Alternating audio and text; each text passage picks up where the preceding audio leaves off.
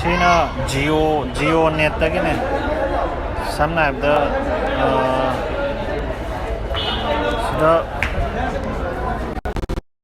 thola kane sida Geo net ana haje Geo net chije sangmine ba Geo number hange 34 MB private net chiju lo yabane Geo leitaba jaga da to Geo private net na matona connecting tok jagra I hana connect taru bai ni chije connected bi ai ngai je ani lok loi tok ya mal ai ngasai tok wi si ne ba si tok bu da kaino torok ne to smaina kaino hange ba number aha ma taru bai ni ado hiti si tok da bi da masigi je yeng hana tok re passport hangai je hangoi tok ne ama dong yeng masidari auto connecting tor ai hana tor bai ne ba masi je ai kaino je muthat ke si wifi khatang ni na toi cha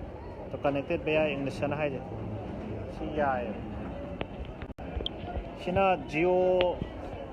Geo number yaw ai pai je si ai phone kaino dai ni Samsung dai na te ba ado sida Geo ai sim yaw te ba sida Geo wifi da tor ga OTP lai do tor ga toi mathang dai dum sam ba ya ne da masi gi kana ba ha ga khoi ge Geo network phatra ga du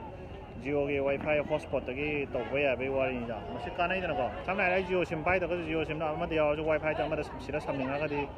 Geo wifi yaw da su sim yaw da su wifi da connect tok ba ya de ba ang to mo connect tok ga di mathang da di OTP du da ka em hanga ro ai dum connect tok ba ya machine nungai ba underground bomba da ge network phang da bu jaga ro ai di phai na ko si jo ai gi room da Geo net che phang budi phang de loina jaga ra phang ba budi na te ba ai do je ma si gi jo nungai ba mai re adune china je ai metro station GTB nagar ge metro station ma mang da ne bai lai phare du hai ga tong ne ha Geo hki network to adu gi do phang ta de khoi ge sim da phang da ko wifi na ju kaino ju sa de ko sim ni khangab ne wifi na battery ju sa de ba kaino da gi 4G da gi network yam na 4G ge tower da phang da ga de kaino yam ka ta de network battery yam mang e ba hi si network to battery yam mang ro dom ne ba or network recording ha ho sha la ge